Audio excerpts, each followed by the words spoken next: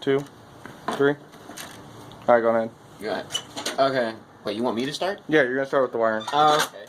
So, as we see here, I have arranged the box with the batteries right here.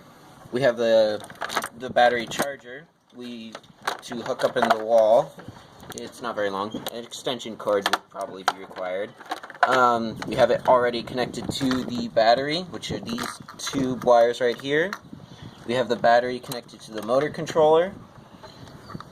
And the motor controller has a pot and a switch, along with an LCD, which controls the motors out here.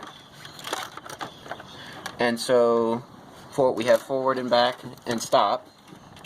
And then, so you can turn it on, and then here, and then turn the dial,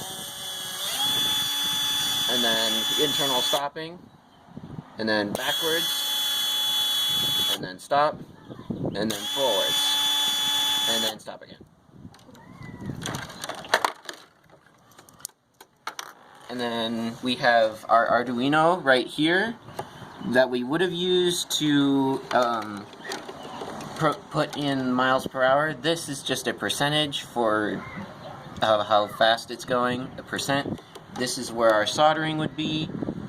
And all of these components are Velcroed down so that if you're operating it, they don't move. But if you needed to, you could remove them and replace or whatever.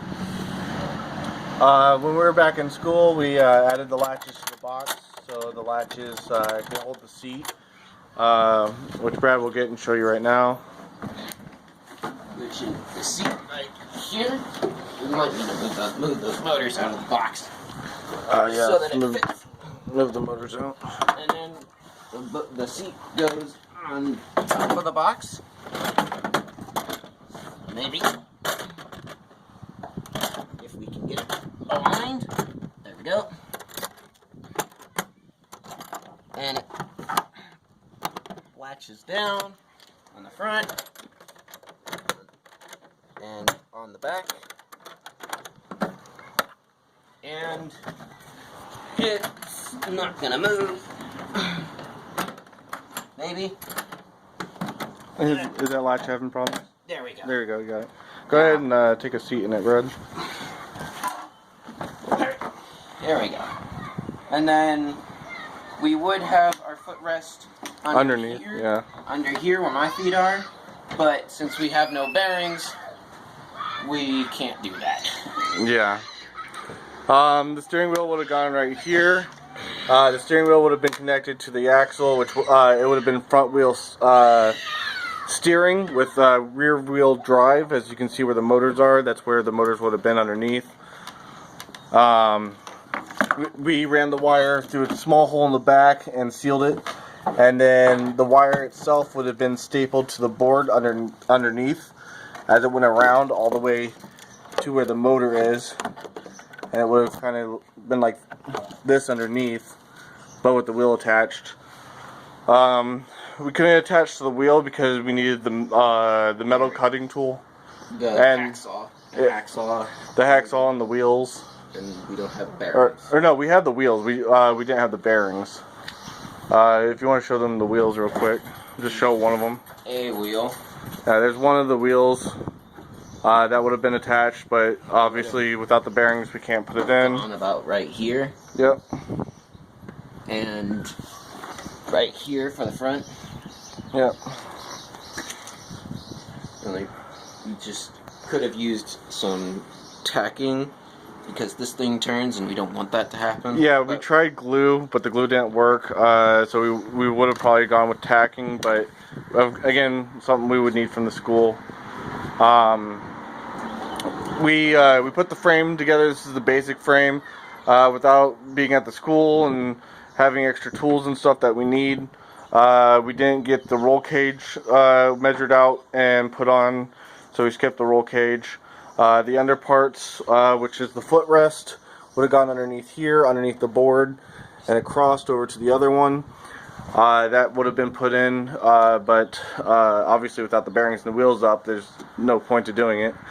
And then there's a front bumper that would go on, and then there's a back bumper as well that would have gone on. So if you backed into something or gone forward into something, that would have kept you from damaging the entire cart.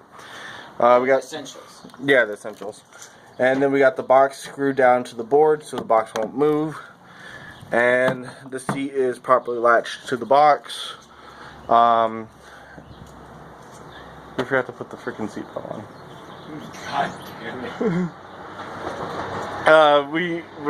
We have the seatbelt, and I'll take a picture of it and send it in our final report. But we're going to attach the seatbelt here, and then it's going to come. We're going to bolt it to the board, and it's going to come up through the seat under here, and it's going to come across your lap over to the other side, and you can buckle it. Yeah, you buckle shove. Be a 2-point seatbelt. The seatbelt is inside that bag over by the window. We'll show it in the video real quick. Just show how it's going to go across, and then like how we're going to put it on. Yes, we have opened this before. This isn't the first time. Yeah, we have opened it before. It does need a little bit of adjusting, it looks like. Yeah. So this part would go over here. Yep, it would have been probably slipped through this hole. Yeah, it would have been bolted right here. Well, no, it can't reach that high. Actually, you'd have to bring it down through here.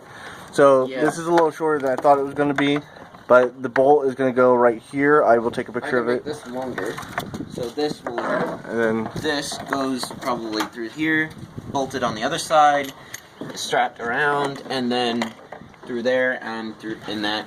And then it would have buckled right here. Buckled and securing the person with a 2-point seatbelt system. Yep, 2-point seatbelt system. As you can see in the motor, when we had the motor on, we had that at 100%. It looked like it was only going about 3 to 5 miles per hour, but without the Arduino coding, we can't actually figure out what the speed actually is. So that's a downside to not being in school. Is there anything else that you want to say, Brad, before we cut off the video? I don't think so. Alright, well that's the PVC Go Kart, as much as we could get done due to coronavirus, and one missing part, which is our ball bearings, that still have not come in. Alright, cutting off.